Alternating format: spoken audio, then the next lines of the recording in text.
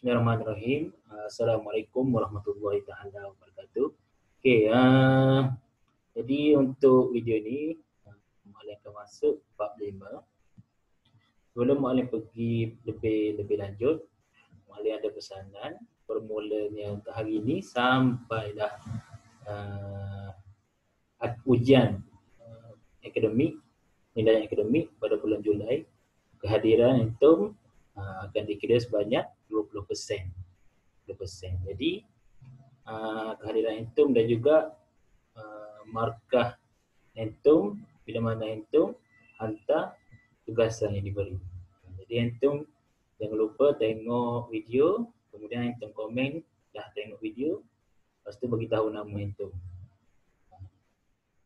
Lepas tengok video, tulis nama antum, komen saya dah tengok video, nama sekian. Kemudian hantar tugasan yang nanti Muallim akan beritahulah bila akan hantar. Okey, kita masuk ABE. Bab 5, ABE, pemboleh ubah dan ungkapan algebra. Ataupun dalam bahasa Inggerisnya variable, algebraic expression. Objektif menggunakan huruf untuk mewakilkan kuantiti yang tidak diketahui nilai.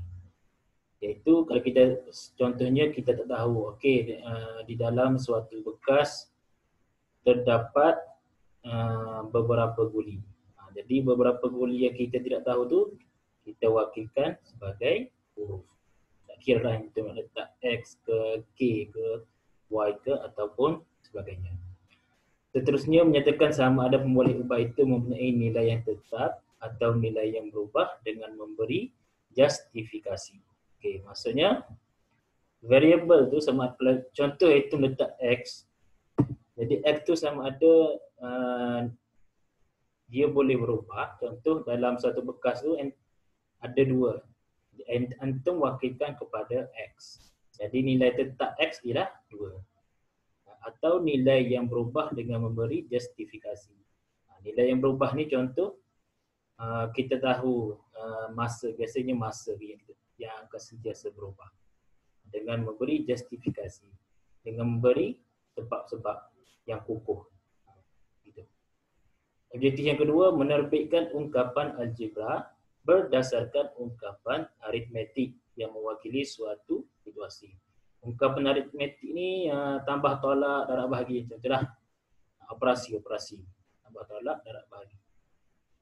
Objektif ketiga, menentukan nilai ungkapan algebra apabila nilai pemboleh ubah diberi dan membuat perkaitan dengan situasi yang sesuai. Jadi nilai pemboleh ubah diberi contohnya X sama dengan 3.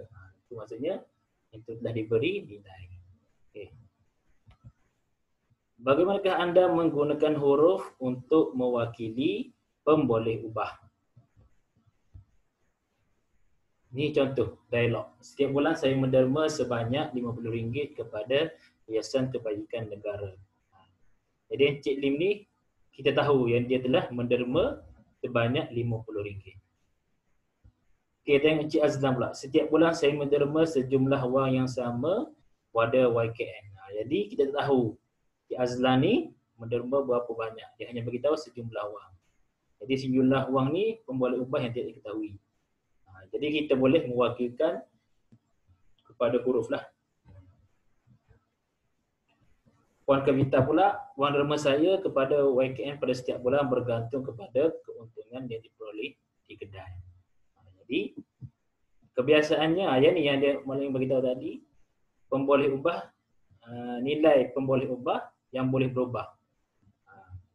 Jadi kalau Encik Azlan ni nilai pemboleh ubah dia tetap. Yang ni bergantung kepada keuntungan. Kalau untung sikit, maknanya sikit lah. Kalau banyak, maknanya banyak yang dia derma. Jadi nilai pemboleh ubah dia tu berubah. Okey, contoh. Kita masuk contoh supaya yang mudah faham. Wakilkan setiap pemboleh ubah berikut dengan huruf yang sesuai. Seterusnya tentukan sama ada pemboleh ubah itu mempunyai nilai yang tetap atau nilai yang berubah. Berikan justifikasi. Berikan sebab yang kukuh. Okey. A. Soalan dia. Kadar faedah setahun untuk simpanan tetap yang ditawarkan oleh bank. Yang ni nilai tetap ke nilai berubah. Jadi keywordnya kat mana? Simpanan tetap. Jadi K mewakili kadar faedah setahun untuk simpanan tetap. K mempunyai nilai tetap kerana kadar faedah untuk simpanan tetap tidak berubah dalam tempoh 1 tahun. Jadi nilai pemboleh ubah yang huruf yang diwakilkan ialah K.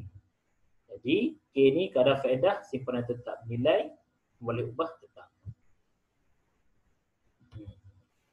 B masa perjalanan Faizal dari rumah ke sekolah pada setiap hari. Masa ni sentiasa berubah. Kita susah kita nak fix, kita nak tetapkan. Boleh jadi dalam perjalanan tu ada jam ke, ada berbagai-bagai kejadian yang berlaku, setiap hari akan berubah. Susah kita nak tetapkan. T mewakili, kita letakkan T, huruf T sebagai masa perjalanan. Masa perjalanan Faizal dari rumah ke sekolah pada setiap hari. T mempunyai nilai yang berubah kerana masa perjalanan Faizal berubah.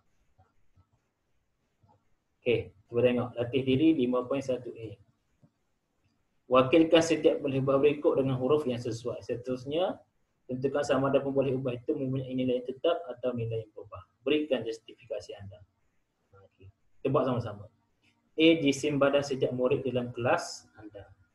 Setiap orang sama ke jisim badan? Berapa kilo?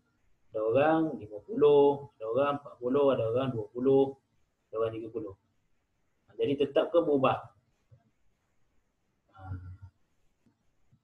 B. Markah yang diperdizaini dalam satu ujian matematik. Jadi kalau A tadi kita boleh letak, kita wakilkan jisim badan sebagai J. B. Markah yang diperdizaini kita boleh wakilkan sebagai M. Markah Zaini dalam satu ujian matematik tetap tak boleh berubah dah. Sebab apa yang dibuat itulah yang dia dapat. Kan? C. Jarak antara rumah Arman dengan sekolahnya. Jadi kita boleh wakilkan jarak tu dengan huruf J. Jadi jarak ni tetaplah, kalau rumah Arman dengan sekolah 2 kilo, 2 kilo lah. Bukannya kalau hari ni jarak 2 kilo, esoknya tiba-tiba jadi 3 kilo. Jarak memang tak akan berubah. Suhu di puncak Gunung Kinabalu dalam sehari. Suhu ni kita boleh wakilkan sebagai huruf S. Jadi suhu ni kadang-kadang berubah. Kadang-kadang sejuk, kadang-kadang panas. Okey, tengok contoh. Suatu beg mengandungi X blok kayu. Maknanya dalam blok ni kita tak tahu ada berapa blok kayu. So kita wakilkan sebagai X. Okay. 3 blok kayu dimasukkan ke dalam beg itu. 3 blok kayu dimasuk ke dalam beg. Jadi 3 tambah dengan X ataupun X tambah dengan 3. Mana-manalah. 4 blok kayu dikeluarkan daripada beg itu. Jadi X tolak berapa sebab dikeluarkan. Jadi X tolak 4. Bila dikeluarkan ni maknanya makin kurang lah, makin tak ada. Bilangan kayu di dalam beg itu dibahagikan sama rata kepada orang murid. So X, bilangan blok kayu dalam beg itu dibahagikan kepada 2 orang. 2 beg masing-masing mengandungi X blok kayu. Jadi X darab dengan X darab dengan 2X. X darab dengan 2. Jadi sama dengan 2X.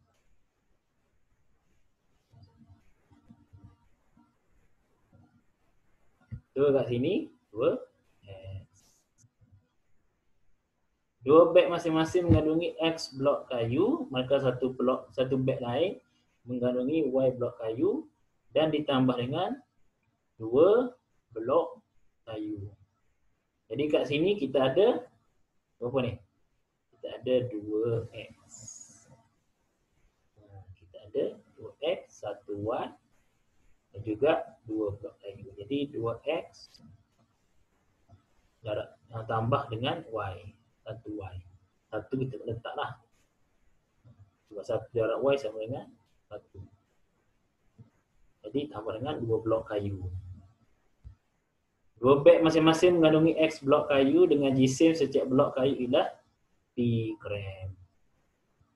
Jadi X 2 darab X. Jadi darab dengan P. Darab dengan P. Sebab apa? Sebab kita tahu berapa gram. Jadi darab dulu dengan P. Jumlah blok kayu atau jisim blok kayu yang ditulis dengan nombor dan pemboleh ubah. Misalnya X tambah 3, X tambah 4, X bagi 2 disebut sebagai ungkapan algebra. Gitu. Yusri membeli 5 biji apple dengan harga X sen sebiji dan 8 biji oreh dengan harga Y sen sebiji. Tulis satu ungkapan algebra bagi jumlah wang yang dibayarnya. 5 biji apple dengan harga X sen. Maksudnya kita tahu berapa sen. Berapa sen harga. Jadi apple tu kita darab dengan X sen. 5 apple darab dengan X sen. Kemudian jumlah harga oreh 8 darab dengan Y sen. Jadi 8 Y sen. Jumlah bayaran 5 darab 5X tambah dengan 8Y.